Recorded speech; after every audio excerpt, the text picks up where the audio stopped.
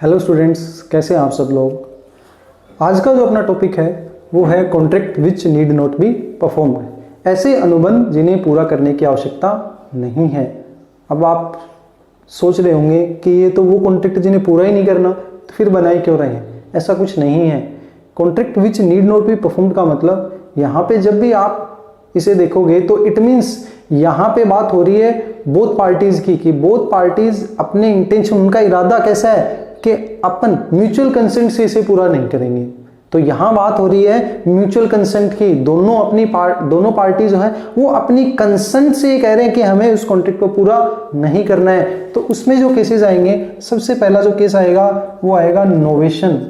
क्या आएगा? नोवेशन। हिंदी में इसे कहा जाता है नवीनीकरण। बिल्कुल सिंपल सा वर्ड देखो, नोवेशन मतलब नया बना लेना। जब कॉन्ट्रैक्ट की दोनों पार्टी, ध्यान रखना दोनों party, it means mutual consent से हो रहा है। जहां कॉन्ट्रैक्ट की दोनों पार्टी पुराने कॉन्ट्रैक्ट की जगह पे नया कॉन्ट्रैक्ट रिप्लेस कर दे, तो फिर पुराने वाले को पूरा करने की जरूरत नहीं होगी। सिर्फ पुराने वाले को, न कि नए वाले को। ए और बी ने एक एग्रीमेंट बनाया था कि वो उसे 100 बोरी गेहूं सप्लाई करेगा और वो उसे 1000 रुपीज पे करेगा। क्लियर है? कॉन्ट्रैक्ट बन चुका था। लेकिन म्यूचुअल कंसेंट से ए और बी ने कॉन्ट्रैक्ट बनाया कि नहीं, हम गेहूं नहीं, हम तो शुगर, चीनी सप्लाई करेंगे, और रेट जो है वो जो भी है 2000 रुपए 3000 रुपए फिक्स हो गई। ये ओल्ड कॉन्ट्रैक्ट है और ये न्यू कॉन्ट्रैक्ट है। तो नोवेशन में क्या होता है, ओल्ड कॉन्ट्रैक्ट के जगह पे न्यू कॉन्ट्रैक्ट रिप्लेस हो जाता है। हो गया, देखो पुरानी जगह पे नया आ गया। क्या इसे पूरा करने की जरूरत है? इसे पूरा करने की जरूरत नहीं है। तो in the case of novation, old contract की जगह पे न्यू कॉन्ट्रैक्ट रिप्लेस हो जाता है और ओल्ड को परफॉर्म करने की जरूरत नहीं होती। एक बात ध्यान रखना, पार्टीज में be changed in the case of novation और नोट। पार्टी चेंज हो भी सकती है और पार्टी चेंज नहीं भी हो सकती। इस केस में पार्टी चेंज नहीं हुई। अगर मैं इसी एग्जांपल में बात करूं, ए बी को कह दे कि भैया तू मेरे को नहीं, सॉरी बी ए को कह दे तू मेरे को नहीं, तू सी को सप्लाई कर दे और मैं तेरे को पे करता हूं। तो यहां पार्टीज बदल गई। पहले ए और बी के बीच कॉन्ट्रैक्ट था, ओल्ड की जगह पे न्यू आ गया। अब पार्टी बन गई ए और सी। तो ओल्ड को पूरा करने की जरूरत नहीं है, न्यू को पूरा करने की जरूरत है। तो जहां पे ओल्ड की जगह पे न्यू रिप्लेस हो जाता है, ओल्ड को परफॉर्म करने की जरूरत नहीं होती। और ध्यान रखना, पार्टी में भी चेंज्ड और note in the case of novation, के नोवेशन के केस में पार्टी चेंज हो भी सकती है और पार्टी चेंज ना भी हो। ठीक है। दूसरा जो केस आएगा इसके अंदर, वो अपना केस आएगा रेसेशन। दूसरा केस कौन सा है अपना? रेसेशन।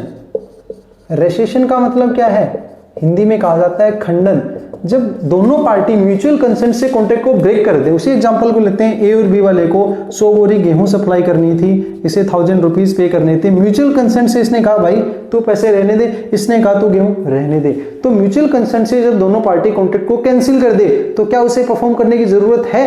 उसे परफॉर्म नहीं करना पड़ेगा। लेकिन ध्यान रखना, in the case of recession कोई भी न्यू कॉन्ट्रैक्ट एग्जिस्टेंस में नहीं आता। पुराने को कैंसिल कर दिया जाता है और दोनों पार्टी अपनी अपनी लायबिलिटी से क्या हो जाती है? डिस्चार्ज हो जाती है। क्लियर है? तो इसमें कोई भी नया कॉन्ट्रैक्ट एग्जिस्टेंस में नहीं आता।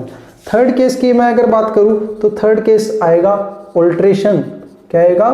ऑल्ट्रेशन। हिंदी में बात करूं परिवर्तन।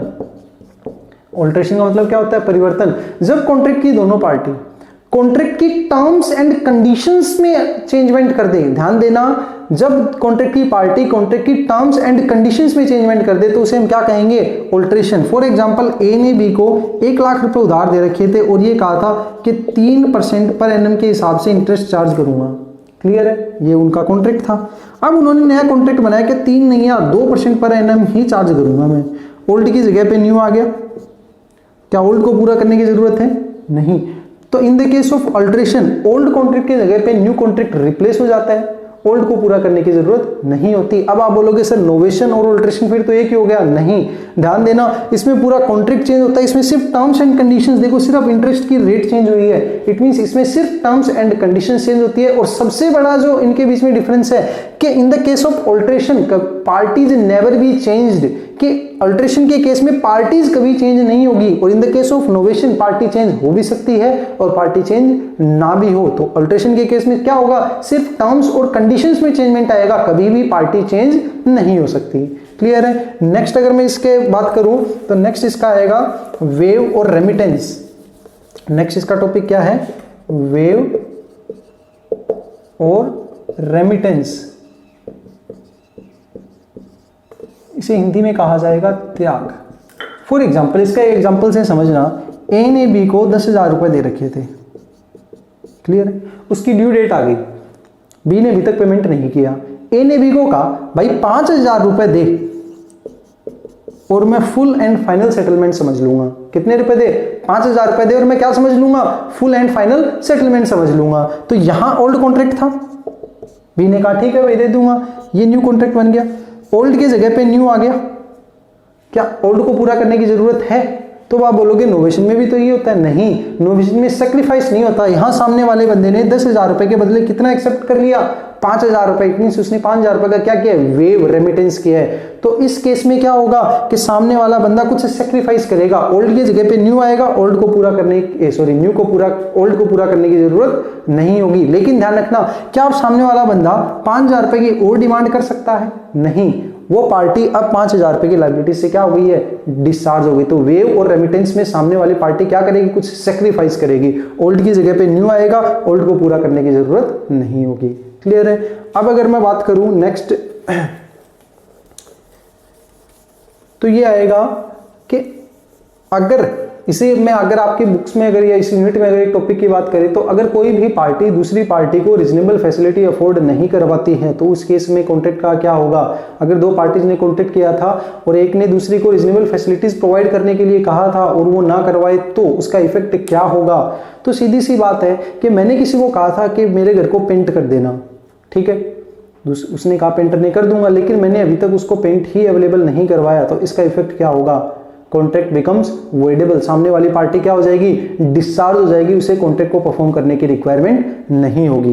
क्लियर है? तो ये था अपना topic, contract which need not be perform. वो कॉन्ट्रैक्ट जिन्हें पूरा करने की जरूरत नहीं होती। उसमें सबसे पहले केस अपन ने पढ़ा नोवेशन, फिर रेसेशन, अल्ट्रेशन और फिर वेव और रेमिटेंस।